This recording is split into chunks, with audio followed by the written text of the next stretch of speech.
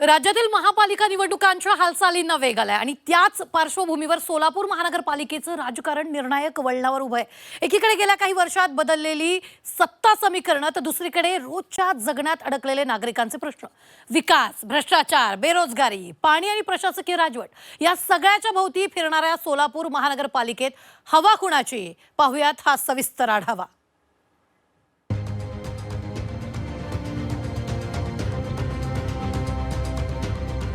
सोलापूर महापालिकेची निवडणूक होतीये। सोलापूर एकेकाळी पश्चिम महाराष्ट्राचं गिरणगाव म्हणून ओळखलं जायचं।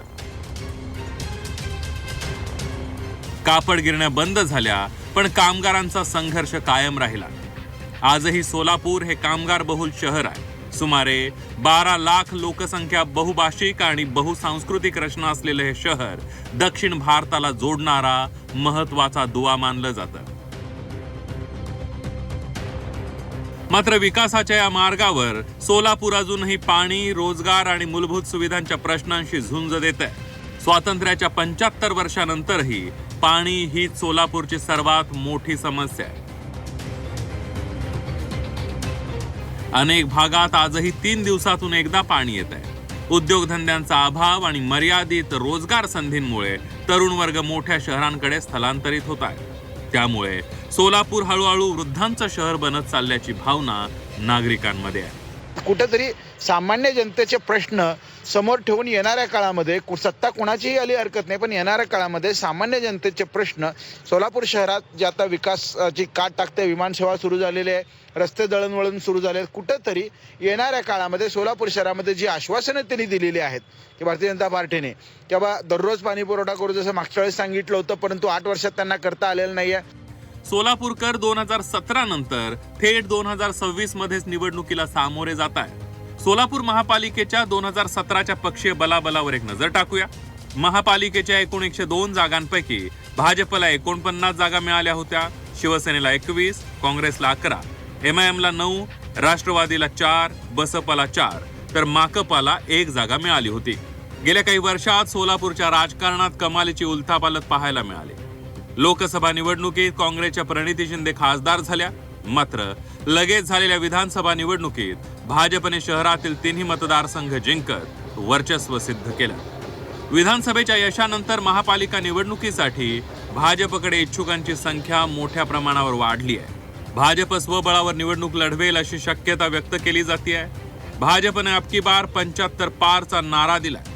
भाजपच्या 3ही आमदारांमध्ये नसलेले एकमत, अक्कलकोटच्या आमदारांवर सोपवलेली महापालिकेची जबाबदारी हे सगळं भाजपच्याच विरोधात जाण्याची शक्यता आहे। त्यांच्याकडे इच्छुकांची संख्या जास्त असल्यामुळे त्यांच्याकडे बंडाची भीती जास्त आहे।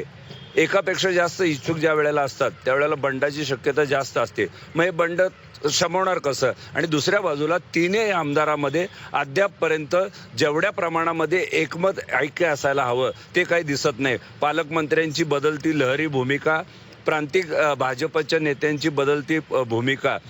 कालच बघा, ह्या 3 शहरामध्ये आमदार असताना निवडणूक प्रमुख मात्र अक्कलकोटच्या भाजप आमदारांना केलंय।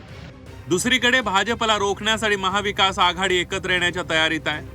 भाजप विरोधात एकत्र लढण्याची भूमिका जरी घेतली असली तरी महाविकास आघाडीतील पक्षांची अंतर्गत कुरघोडी थांबलेली नाहीये। त्यामुळे एकत्रित लढा किती प्रभावी ठरणार हा प्रश्न सध्या उभा राहिलाय।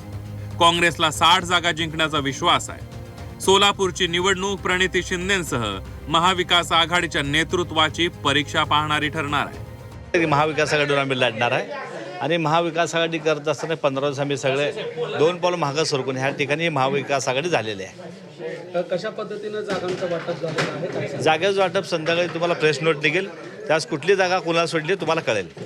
काँग्रेसमधून अद्याप अनेक नेते भाजपामध्ये जात आहेत। नाही, जे गेले ते गेलेले आहेत, पण आता काँग्रेसची पहिली यादी या ठिकाणी जाहीर झालेली आहे आणि आम्ही सगळे कामाला लागलेलो आहे। राष्ट्रवादी शरद पवार पक्षानेही निवडणुकीच्या कामाला सुरुवात केली आहे।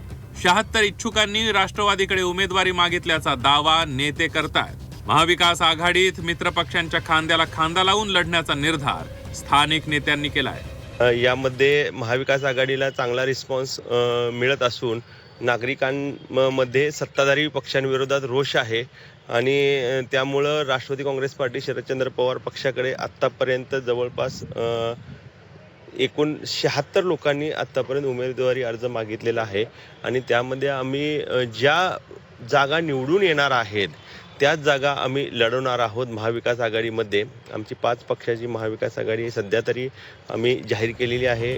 अजितदादांची राष्ट्रवादी ही सोलापुरात पाय रोवण्यासाठी सज्ज झाली आहे. सोलापूर महापालिकेसाठी राष्ट्रवादीच्या शिलेदारांनी तयारी सुरू केली आहे. सोलापुरात शिवसेना ही राजकीय अस्तित्वासाठी संघर्ष करते. लोकसभेला जागा वाटपात सोलापूरची जागा भाजपच्या वाट्याला होती. विधानसभा निवडणुकीतही 3च्या 3 जागा भाजपच्या वाट्याला आल्या आणि त्याही जिंकल्या. आता महापालिका निवडणुकीत जास्तीत जास्त जागा जिंकून राजकीय अस्तित्व निर्माण करण्याची संधी शिवसेनेला आहे.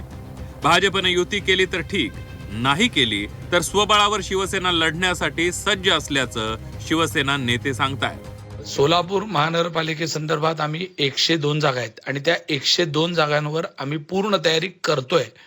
पण शिवसेना, भारतीय जनता पार्टी हे नैसर्गिक मित्र आहेत, त्याच्यामुळं युती व्हावी या संदर्भात आमचा आग्रह आहे. लोकसभेत आम्ही भारतीय जनता पार्टीचं काम केलं होतं, विधानसभेत आम्ही काम केलं होतं. त्याच्यामुळं नेत्यांच्या इलेक्शन झालेले आहेत, कार्यकर्त्यांच्या इलेक्शनमध्ये योग्य असा सन्मानपूर्वक तोडगा निघाला तर नक्की युती संदर्भात चर्चा होईल. अन्यथा 100च्या 100 जागा आम्ही स्वतंत्र लढवू. सोलापूरची निवडणूक महायुती किंवा महाविकास आघाडीमध्ये लढली गेली किंवा सगळे पक्ष वेगवेगळे लढले तरी सोलापुरात खरा सामना भाजप विरुद्ध काँग्रेस असाच होणार आहे. विधानसभेतल्या यशाची पुनरावृत्ती भाजप महापालिकेत करणार की लोकसभेसारखं काँग्रेस कमबॅक करणार याची उत्सुकता आहे आणि याचा फैसला सोलापूरकर करणार आहे. अभिषेक आदेप्पा, झी 24 तास, सोलापूर.